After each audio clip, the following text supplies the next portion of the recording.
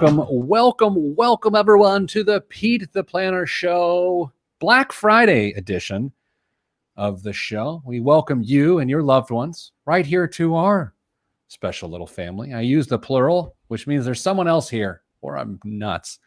The other person is Damian Dunn. He joins me now. Damian, on this family holiday weekend, it's important to point out that you and I are not family. I've never considered us really that close, but you're right. We are definitely still not family.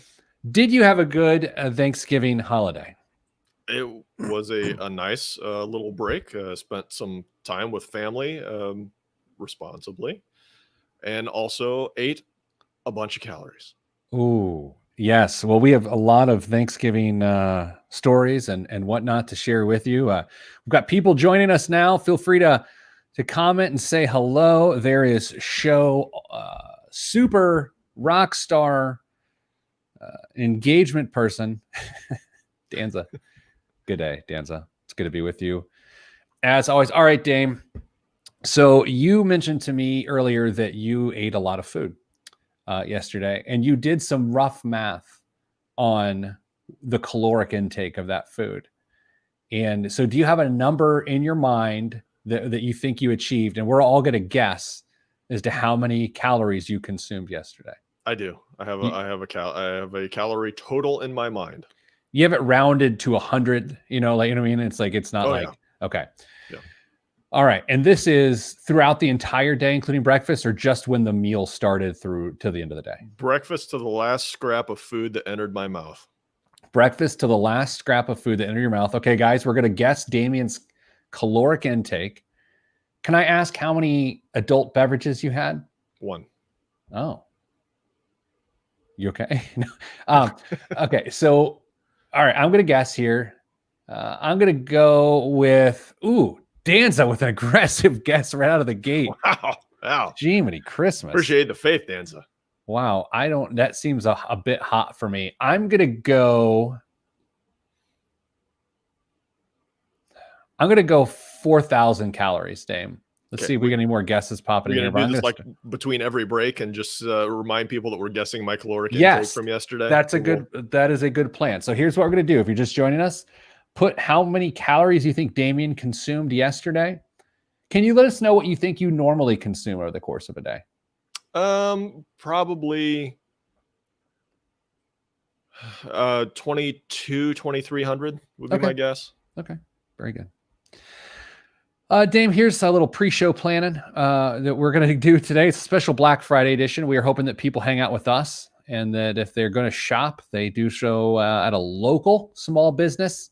Buy gifts for your friends and family from a small business or restaurant or something like that. Dame, we are going to talk about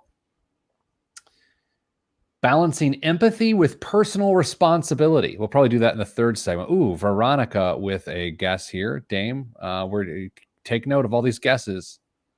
Oh, there's Jameson. Jameson, you're just joining us here. Damian, we're all guessing how many calories Damian consumed yesterday. We've already got some guesses in the system. I guessed 4,000. Veronica guessed 6,300 and 8,700 for Danza. Dame, we're also going to talk about credit freezes and protecting your identity. And then finally, or to start the show, we're actually going to talk about an email I received about our philosophy of handling money. Our philosophy of handling money. Chuck in with 8,000 calories. That's a lot. I didn't eat that much yesterday. I really didn't. I didn't have a second piece of pie, which is usually... How many pieces of pie did you have? It depends on what you're considering pie. What? Okay. How many desserts did you have? Are cookies included? I will call 2 cookies 1 dessert. Hold on.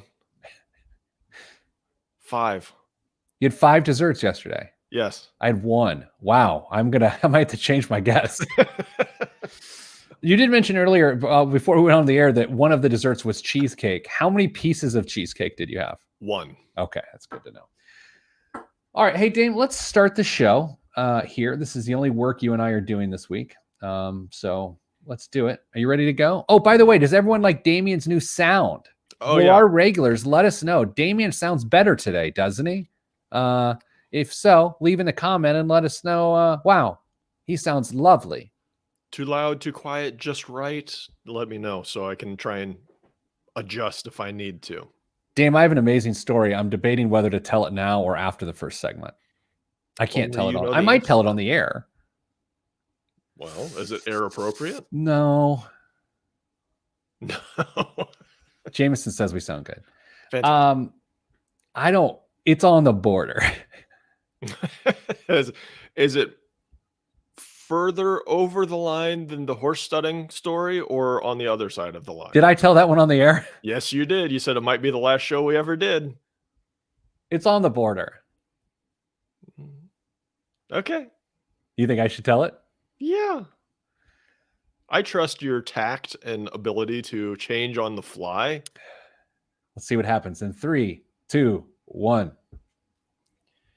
This week on the Pete the Planner Show, we answer your money questions. Here's how the show works. You email us, askpete@petetheplanner.com. That's askpete@petetheplanner.com. We will receive your question. We will use your question to do amazing things, educate others, learn a little for ourselves, and create content for our media platforms, one of which is this here radio show, of course, our podcast. And today, a special live stream, Black Friday live stream, live on Facebook. We always record our show live. That's how you record a show.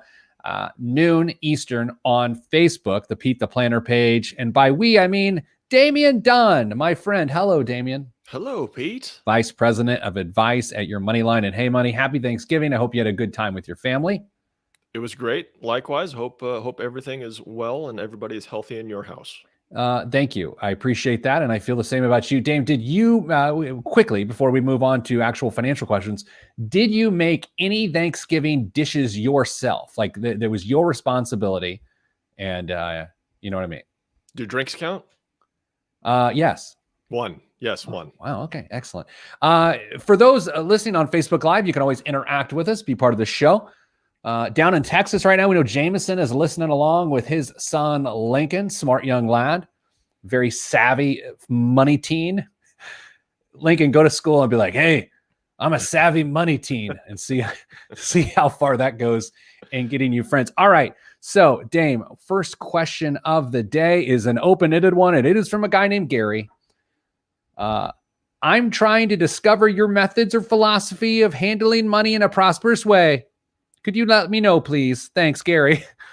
So, Dame, there's so many ways to go with this because we are here to help people understand our philosophy of handling money in a prosperous way. Absolutely. Can I start with something that I figured out about 10 years ago? And it's that my goal as an individual, as my own entity within my own house, my goal isn't to accumulate as much money as possible. Like, that's just not my personal philosophy. A lot of people feel that way. You know what I mean?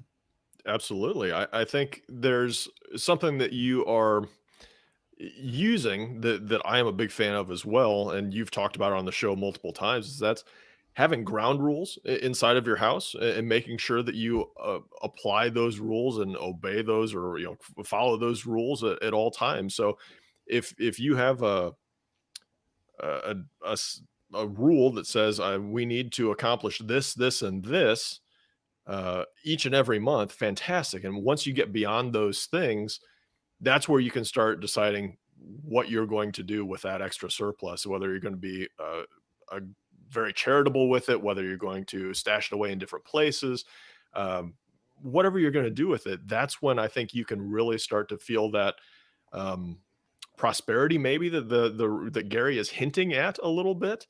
Um, and the total amount of money that you make becomes almost a lever of how much you can do with it outside of your core goals. Does that make sense? Yeah, totally. And I believe there are two economic resources that we are all to some degree blessed with, and that is money and that is time. So I just view money as another resource, just like I view time. And so as I think about prosperity and I think about wealth, I think, how do I want to leverage the finite amount of time that I have in my life? By the way, it is both undefined and finite. And I want to leverage the undefined and finite amount of money that I will earn my entire life. And so that's where it begins. It's like, how do you make the best use of only so much money, knowing that when times are good, you probably need to set more aside than you want to. And when times are bad, you need to make sure that there's money there to deal with. And I'll also note, Dame, a big part of this has to do with little snippets that I send you and our team every once in a while. People I see on Twitter who oversimplify the financial planning process. And I send them to us not to make fun of the person who's really giving very trite financial advice, but to say, look, it's not that simple. Yes, there's one piece of financial advice: spend less than you earn. That's it. That's the only piece of financial advice. But it's a lot deeper than that, because it's about behavior and resources and making sure that your money and your time is going to things that are both important to you and that enhance both you and your family and your community's standing. How about that for the world's longest run on sentence? It was fantastic. I do want to stay on that time and money concept a little bit, because as you become more successful and you have more margin, more free cash that you can decide what to do with, it becomes easy to identify good uses for that money, and it's sometimes easier just to write a check than to give your time for certain things. And if you're not careful, at least this has been my experience personally, I start spending less time on things instead of getting in and becoming personally involved, invested in certain things. I just stay kind of on the fringes and contribute some money here, contribute some money there, and feel like, oh, well, I've done my part. And that's not the same. Your time is very, very valuable to spend it wisely, whether it's with your family, whether it's with your friends, or whether it's bettering your community. Don't think that a check versus your time have the same impact, because they certainly don't. There are certain things that money is very beneficial for, but for you to actually show up and have a hand in something has benefits not only for the project at large, but for yourself and your family, being a good example for your kids and those that care about you as well. So don't think that money solves all problems, because it certainly doesn't. Sometimes you just have to be involved.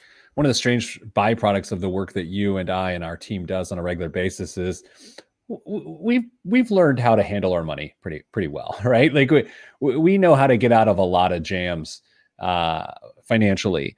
And I'll also note that one of the big challenges that people have in managing money is they don't know how much money they actually need, which I Mhm. think is the essential base step to all of this. If in asking the question, you're evaluating it right now, you're evaluating it in the future and far into the future. And to blindly just say, well, I want to accumulate assets or just make as much money as possible is a little bit strange. I had a friend in college who was going to go to law school. And I remember him. I don't know why I remember this. And the fact that I remember it makes it seem like a made up story. But this conversation has always stuck with me. And every time I see him on Facebook or in person, I always think of this. I'm not going to give his name. And I remember saying, hey, dude, I didn't say it that way. What kind of law are you going to go into? And he said, whatever one pays the most. And I remember him saying that. And this is where my Leave It to Beaver upbringing is going to get exposed here. I literally in my life, until I was probably 21 when I heard that, I had never, ever, ever heard anyone express that sort of sentiment, because that's not the way I was raised. And it was this very eye opening, like, whoa, wow, that's a thing. Am I crazy for thinking that, Dame?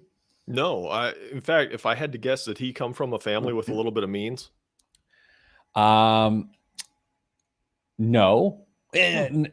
I can't expose too much. Okay, that's fair. He came from a very rural community in which I Okay. think they did fine, but it wasn't sort of an urban, private school. Even though we were both at a private school, it wasn't that sort of thing. Yeah, I've had similar experiences with some of my acquaintances and friends, and it's interesting to see that that opinion in the backgrounds that those folks come from. And I guess I was trying to apply the experiences I've Sure. had to potentially your story. So Well, Dame, let's do this. So that's our philosophy: is that money, from a prosperity standpoint, is simply a resource, and your goal is to leverage it both now and later to get the experience that you want for you, your family, your friends, and your community. And we'll leave it at that. Dame, coming up after the break, I might tell you a story that could get us in trouble, or I might just save it for between segments. I have not quite decided yet. All that's next on the Pete the Planner Show. I'm Pete the Planner. I still haven't decided yet.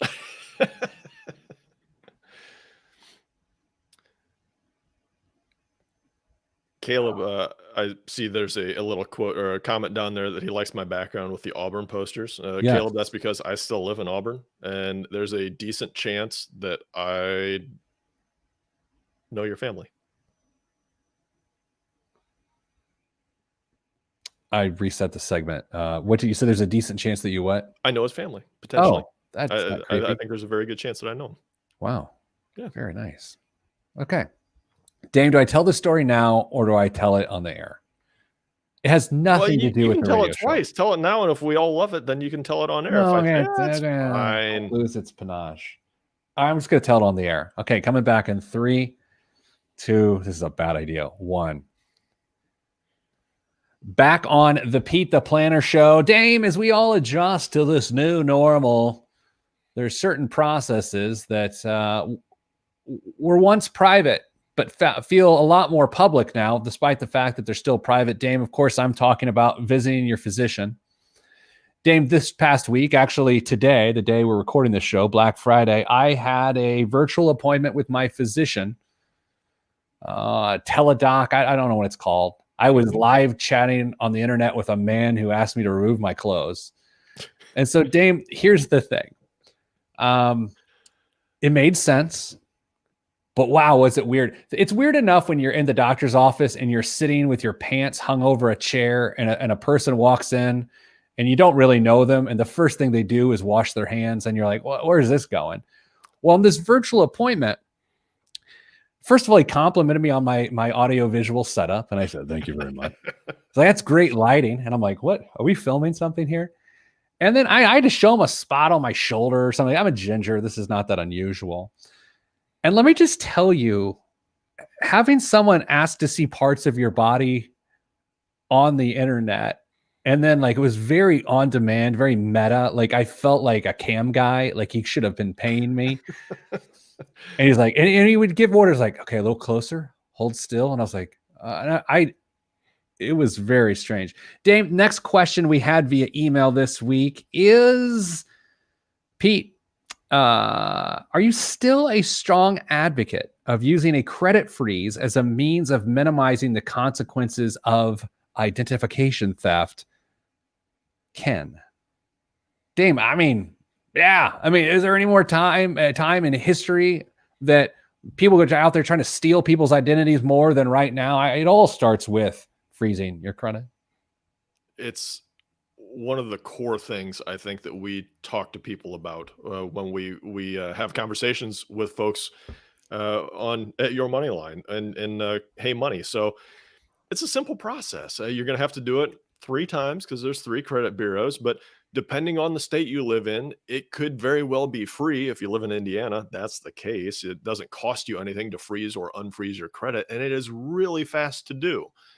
What that does is it prevents people from opening new lines of credit in your name. So if somebody swipes your credit card, it's not going to do much to stop anything at that point. It's just going to keep you from, if you happen to have your identity stolen, your address, your social security number, anything that could be used to open a new line of credit is going to be prevented because you've frozen that. So any line of credit you currently have established, unaffected. You go about using it as you normally would, but when it comes time to maybe get a new mortgage because you're going to refinance, if you got to borrow some money for a car, whatever the case may be, you're going to have to unfreeze at least the line, the scores at the bureaus or the reports at the bureaus that they're going to use, and maybe just all 3. But it doesn't take long to freeze or unfreeze, and it provides a pretty good core of protection for your financial safety. My favorite part about freezing credit is that it removes your data from public purview, that the credit bureau cannot then sell your data to people, marketers more specifically, who want to market things to you, advertise products and services to you based on the behavior and data that exists within your credit report.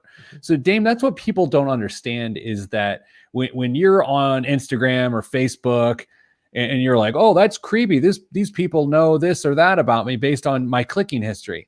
That thing has been going on for a very long time on a more traditional sense in terms of print ads and emails a little after that. And it was all based on your credit and your buying habits. When you go to Target and swipe your debit or credit card, there's so many data points that are captured in that moment. And those data points are sold to people who want to sell you things based on maybe your not so great behavior. So my favorite part is your data is removed from that process. It cannot be sold.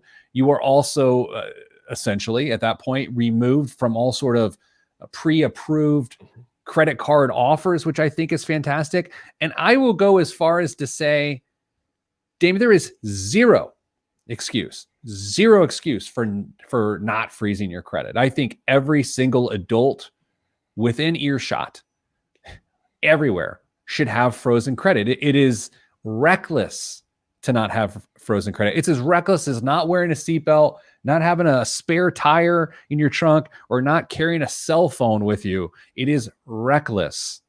There you go.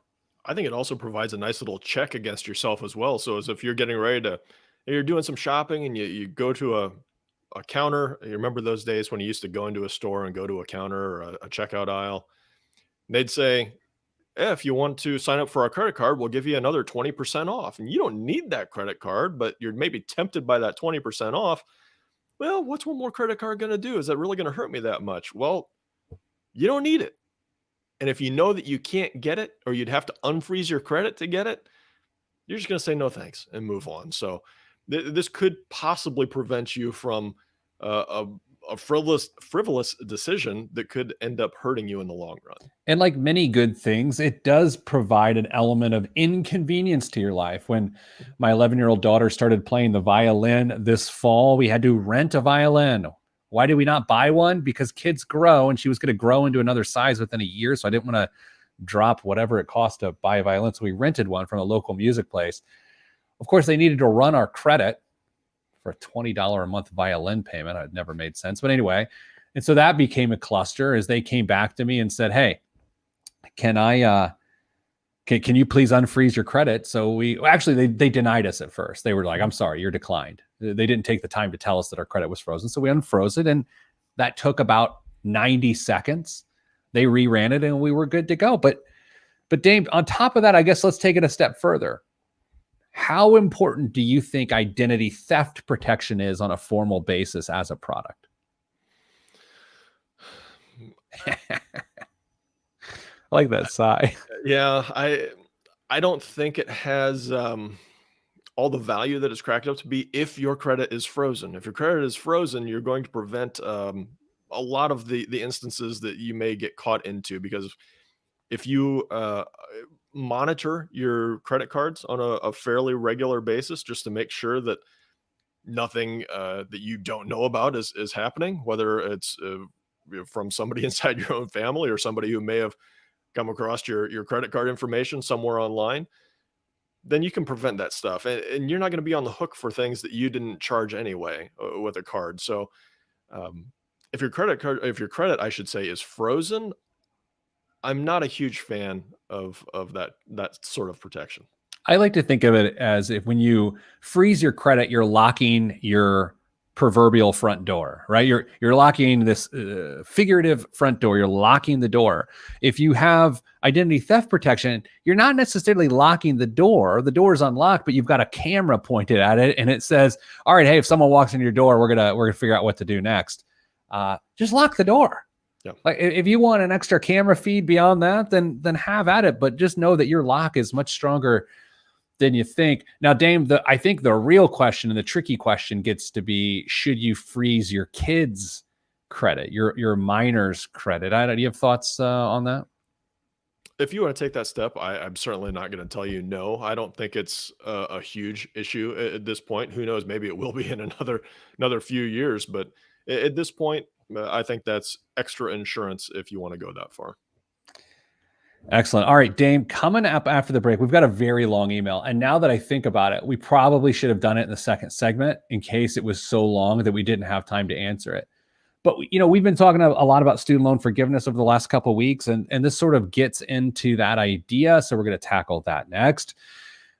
Thank you for listening this holiday season. We're going to, I think, do shows the whole year. We might take one show off around Christmas time. We'll see. We'll keep you posted. But you can always listen at PeteThePlanner.com, grab the podcast, or watch us live on Facebook, noon Eastern on Fridays. Coming up after the break, the longest email question in the history of the show. I'm Pete the Planner. The story, I had to pull back on this story, but I thought you did. At some point, the doctor, very nice man, and I'm not criticizing it. It was just weird. He started breathing heavy, and he was just commenting, like, in the proper context, it all made sense, but he'd go, yeah, yeah, and it was like, and like my wife's watching outside the door, and I'm like, oh, she's got a weird thing going on. She's enjoying this. Like, it's weird. Just, yeah. Normally, yeah. No. I'm resetting the audio. Please. We also need to remind everybody, if they haven't submitted their guesses on my caloric intake yesterday, please do. We're guessing, you are guessing how many calories I consumed yesterday over the course of the entire day, breakfast to the last bite. And this is my estimate. It's not been scientifically calculated, but I'm probably pretty close. So Pete asked the one question, how many desserts did I have? And I said 5. And that counts as 2 cookies being 1 dessert. So we're going 5 desserts over the course of the day. How many of those were cookies? How much information am I giving people? Well, I mean, I gotta be honest. I think this is a terrible guess. 3,000. Dame, you tip. That's a guess like anybody else's. Here's the thing: you probably did 3,000 calories in desserts. Maybe. Oh, now I got to change my guess. I don't know if that's possible. Red, actually, maybe that is a good guess, Red. All right, Dame. You ready for the longest email in the history of the show? Absolutely. I got to get right to it. No tomfoolery. 3, 2, 1. Back on the Pete the Planner Show, answering the longest email question in the history of the show. I'm Peter Dunn. Damian Dunn, no relation, joins me now. Good day, Pete and Dame. I'm writing with a less of a tactical question, but more of a philosophical one. How do you balance empathy with a commitment to personal responsibility? Before I go any further, Dame, and I should not probably do a lot of asides here because we don't have time for that. I've actually asked myself this question a lot in the last 5 or 6 years. Interesting. I really have. I'll just say this. I've chosen as of late to err on the side of empathy, whereas I used to err on the side of personal responsibility. Like if it is the scales of injustice, then where should you put? Anyway, I feel like my outlook on the latest student loan forgiveness chatter is an outlier, particularly with people from my generation of millennials, and makes me seem heartless. I don't think there should be student loan forgiveness, at least not a blanket amount to a blanket population. Of course, I want there to be help for folks who need it, unemployed, etc. But I think it's a symptom of a much larger issue that needs to be addressed. In 2010, I graduated from college, first generation college student, with $65,000 in student loans. Then, with medical debt and a car loan, I had $82,000 in debt. After college, I accepted a job making $23,000 at a nonprofit. And in 2013, I picked up a second job working retail to make ends meet and pay off my debt. I worked every single Saturday and Sunday and often weeknight after my full-time job for 4 years. Then I became debt-free and I haven't looked back. I'm not saying that everyone should go as extreme as I did, but where's the personal responsibility? I could have gone to a much more affordable school, applied to be an RA, or even not taken out as many student loans, but every step along the way was a choice. I keep coming back to your thought of how young people sometimes almost expect a level of comfort that they had at their parents' house. I don't necessarily want anyone to have insurmountable struggles, but I don't understand how many of these younger folks expect all these nice things to come without some challenges, sacrifice, and/or grit. I can't get back to my 4 years. I can't get back my 4 years of weekends or holidays I missed with family or social functions with my friends. I've had housemates my entire life so far. I've made sacrifices for my financial health and to own the choices I made. I know of many younger people who have student loan debt. They're living beyond their means. I feel like my taxes would be funding their lifestyle, a lifestyle I didn't really have because I prioritized my debt rather than their education. Real talk, Pete. I'm being an unempathetic jerk? Am I? I look to your financial wisdom because it always has a component of empathy in it and what I strive for in my philosophy too. Thanks for any thoughts you might have. If you want this, please don't use my name. Well, I won't use your name. Ron Ferguson. No, I'm just kidding. That's not your name. Dame, I feel you. I feel this person. I feel like we talked a little bit about that last week. I will start with this. And it's something I come back to a lot. The lens of perspective that we all individually have is often the only lens we can look through. And so what seems as though it's a logical step to decide a philosophy of student loan forgiveness, and while it is a very cogent, well thought out email, I just have to say it's not that simple. I used to think it was this simple. I used to think, well, you're going to have to hustle, you're going to have to struggle, and the fruits of your labor will be the byproduct of all your hard work. But unfortunately, it's just not that simple. That's not to say there should be blanket student loan forgiveness, because I also don't believe that. I think a lot about what Craig P. Anderson said last week on the show in relation to this topic about how if we're going to have any student loan forgiveness, we need to make sure that the policy gets into the hands of people who need it the most. I don't think this emailer is being unempathetic. But I also not sure they're fully taking into account that people who may have had it much, much worse than their upbringing. I've thought a lot about that conversation with Craig last week as well. And I agree that a blanket policy, much like some of the other things that we've seen in the last 8 or 9 months, can be very, very valuable to some and completely unneeded by others. But yeah, they're covered just the same as the person who desperately needs the relief. So is student loan forgiveness the right thing to do, or the empathetic thing to do? Well, yes, in some cases it probably is absolutely the right thing to do.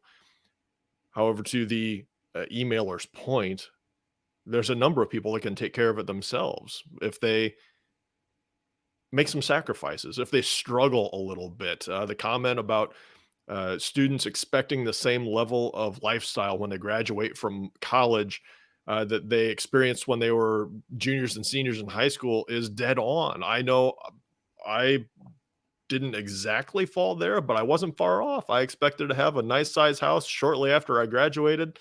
And, wife and I have cars when we got married and all sorts of good stuff, and not have those young 20s struggle periods where you got to figure out a way to make it work. And Pete, you know as well as I do that some of the most valuable growth a person can have is when you have to just figure it out and you have to make sacrifices. It doesn't mean it's going to be pleasant. It doesn't mean it's going to be something you want to repeat, because if you do it right, and you'll learn your lesson, you probably won't have to repeat it. But I don't think struggling is something necessarily to be avoided if you find yourself in it. Yeah, I would say this. I think oftentimes when we're trying to think through a polarizing and complicated situation, we think about the most extreme examples and take those examples as the majority occurrence, right? We see, oh, well, this person, lived in a really nice apartment went on spring break and used their funds to do this or that. They partied all the time. And that makes me mad, right? And so therefore, I'm mad at anyone that has done that. And that must have been a lot of people if the student loan problem is that bad. I used to kind of think that way too. I think a lot of that same sentiment exists as you look at unemployment benefits, very frankly. I think we've learned this year that there was a big group of people in our country who were more upset that some people were taking advantage of the unemployment coverage, which, by the way, some people were taking advantage of it in a very predatory way. They were more upset about that than the fact that the program was serving people who really needed it really badly. And I was thinking through this on my workout this morning, Dame, and I don't know why I chose to bring up the fact that I was working out this morning, but now I've just wasted 20 seconds. It's really complicated that sometimes we have to feel like we need to feel bad about the way other people do things to justify how we feel about ourselves. And I feel like if you have to demonize people who made poor decisions around student loans and then group a bunch of people into that situation to make yourself feel better, or a bunch of unemployed people that they're somehow unmotivated to get back to work, then you're wasting a lot of time, because all these people aren't trying to take advantage of the system. They're just trying to merely survive. And it's the extreme elements of those groups that you're spending way too much attention and time on. That's my feeling. Yeah, people have been taking advantage of benefits forever at this point. And with some of the things that we've done recently, we've had to cast a very broad net, and some people have been able to benefit from it that maybe shouldn't have. But the core of the idea, the core of the benefit was to help people who needed it, and they got some help. I just think back to June and July, some of the conversations that you and I were having, as you and I, well, more you, we're talking to, sometimes dozens of people a day who are in some of the worst situations you and I have ever heard of in our careers. And there was just this big drum beating how all these unemployment benefits needed to end because people were disincentivized to go back to work. And the reality of the situation was that was the minority situation. So coming up after the break, more of this show, the biggest waste of money of the week and more. I'm Pete the Planner. Ran up against it. Man, you want to have a conversation? Yes. Oh, man. I don't even know why I'm doing this. So Sarah and I, Mrs. Planner and I started watching a documentary this week, a series on Showtime. Yeah, I got premium channels. And it was called The Reagans. And it was basically the rise of Ronald Reagan from being an actor to being a political figure, then the governor of California, then on to the presidency. And dude, a lot of the topics, what we just talked about, are a big reason he rose to power. Really? I thought I knew a lot about Ronald Reagan, honestly. Like, his kids were in on this documentary, so it's not like it's some controversial thing. I mean, it's, I think, a pretty fair look at him. Wow. This has been an eye-opening series to watch. Interesting. Yeah. I don't want to, maybe you and I can finish this conversation later, because I don't want to get too deep politically here, because This is going so well today. Wow. Oh my gosh. Some pretty crazy stuff.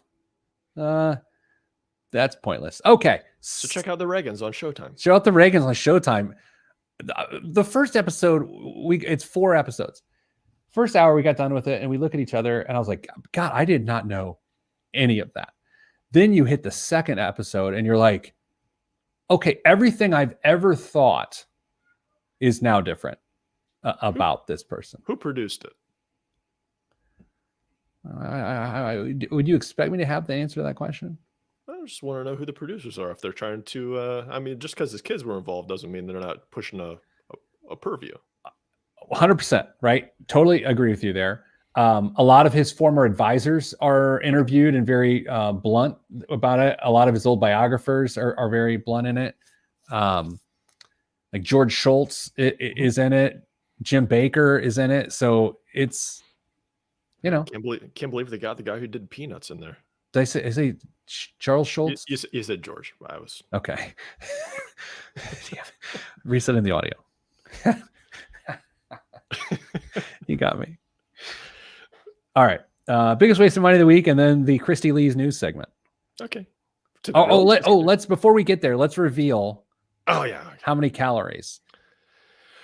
Start with dessert calories. Oh man. So my final guess is fourth. Oh, I want to change it. Angela came in with 4,700 as a guess, which I'm starting to think that's a much better guess. I haven't broken it down between. I just kind of had everything lumped together, and I don't have the spreadsheet. Okay, go ahead. Total calories for the day, 6,100. You're gonna have gout. Yeah, it said so here are the stats on that.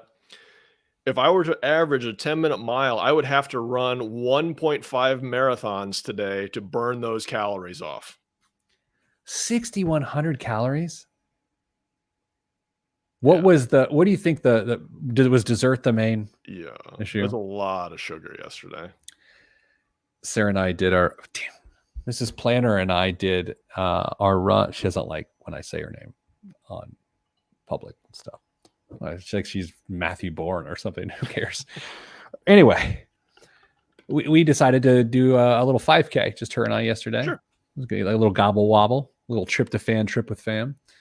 And I knew it was going to happen. Two things. One, I knew I was going to sprint as we got closer to the finish, just so I'd beat her, and I did. She can't out-sprint me. But then what I really knew was going to happen happened. She said, we got done. I was like, oh, it was fun. All right, I'm going to go get started making the meal. And she goes, okay, well, I'm going to go get a workout in. And then she went out and ran again. I hate her so much. Yeah, she could actually run at her pace. I know. All right, are you ready to do this? Yes. Here we go. 3, 2, 1. This week's biggest waste of money of the week right here on the Pete the Planner Show is the Buster and Punch machined whiskey tray. Whether you're drinking something special or just sipping on an everyday pour, this tray provides a sophisticated boost to having a glass of the good stuff. The set features a machined plate made from solid brushed steel, brass, or black metal, and includes 2 hand-blown crystal rocks glasses that fit snug on the plate, which becomes specifically handy if you've had a couple too many. Lincoln, ask your dad about that. A great gift for the classy drinker in your life. The set arrives in premium gift packaging. Dame, I enjoy a beverage or two. And yesterday, with some pecan pie, I had a pour of Elijah Craig single batch barrel proof at 122 proof, which was a bit hot. Could have used some ice or some water or something. But Dame, how much do you think 2 crystal glasses on a machine tray cost somebody? $120. Ooh, that's a fantastic guess. $175. That seems like a bit much, because I'll be honest, at some point in time, if you're trying to get your drink on, you can just pour it into like an old shoe. Just don't pour it into like a Teva sandal. I got to tell you, that's probably pre-Black Friday pricing too. So my 120 is feeling pretty good. You know what? Let me click on the link right now and see if there's a Black Friday sale. Oh, damn, there is a sale. It's on sale for 140. I'm looking better by the minute. Well, with pricing. Dame, what's in the news this week? The Dow Jones Industrial Average crossed the 30,000 mark for the first time last Tuesday after more than a century of tracking the stocks of big U.S. companies. The blue chip indexes up and downs tell the daily story of financial markets for many on Main Street, but it's not always representative of the health or direction of the overall market. The Dow tracks 30 stocks of large US companies and includes all major industry sectors except utilities and real estate. So, my question to you, Pete, is has the Dow always had 30 stocks in it? No, it has not. Want to guess what the number originally was? 100. 12. Wait, right. In some languages, Yes. Yes. Dave, I have to say, I know culturally the Dow hitting 30,000 means something to some people, right? I mean, it absolutely does. It meant something to me. It meant something to you and the things we follow. I just, and not that you're celebrating it more than you should. You're bringing it up because it's news, because it's the things that you and I follow. But for how it was presented last week in a few different elements, you got to read the room. You got to read the room. It's like I don't know if anyone really, really cares that much, and that was interesting. No, it was just a sign along the road on your journey, and it's happened to be 30,000. It was 30,000 was no different than 29,995 for the majority of America.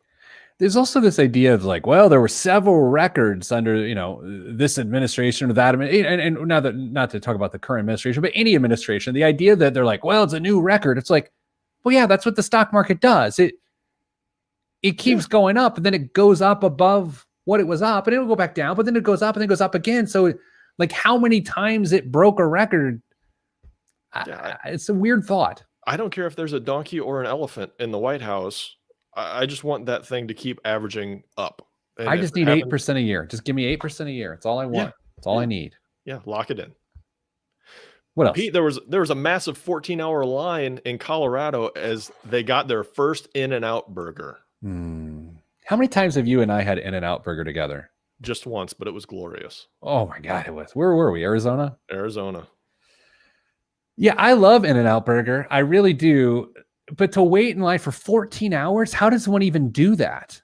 It was estimated to be 1.5 to 2 miles long, and they thought they'd sell 60,000 burgers at that location that weekend. And so this is in Colorado, like Aurora, Colorado. Is that right? Aurora, yeah, this was specifically the Aurora location.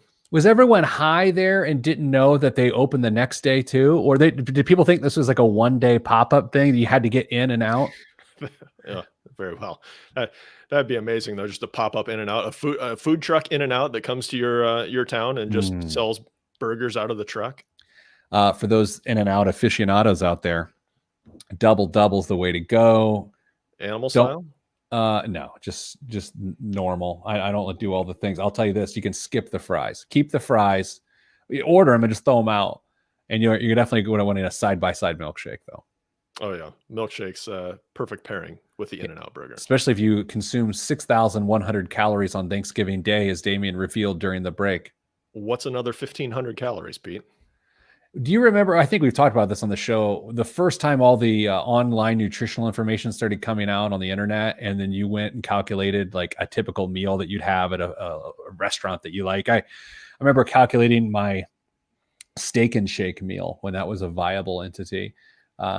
My bacon and cheese double, large cheese fry, and a chocolate shake. It was something crazy, like 2,800 calories.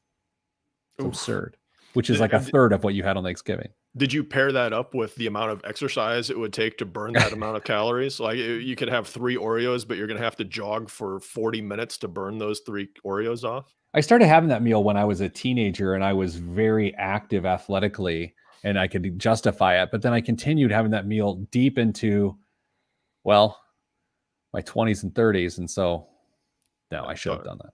Thought really you were going to say deep into last year. I gave up on Steak and Shake. I got to be honest. I know we're not here to throw particular brands under the bus, but if they gave up on me, I gave up on them. Wow. Sounds like there might be some issues left unresolved there. I will say the former CEO's name was Peter Dunn. Yeah. Long story. Anyway, go ahead. What else? Scott Peterson, along with thousands of California inmates, carried out a staggering amount of COVID fraud. Tens of thousands of prison and jail inmates, including convicted serial killers, notorious inmates like Scott Peterson, and more, have carried out what prosecutors described Tuesday as possibly the largest fraud scheme in California history. Their alleged crimes, which center upon pandemic unemployment benefits, could total as much as 1 billion American dollars, according to Sacramento County District Attorney Ann Schubert. So there's a lot going on with this story. Number one, the lack of oversight that allowed this to happen is disconcerting to say the least, which also actually oddly goes back to our last segment discussing those sorts of things. The second thing is like, so what now? What, are they going to put them in jail?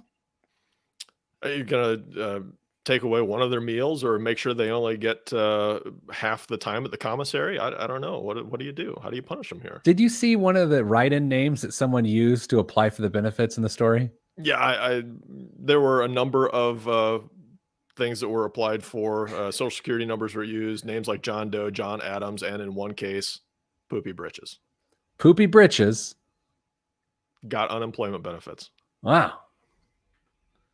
Mr. Britches. Well, I don't know the gender of the name. It's true. You don't. Poopy.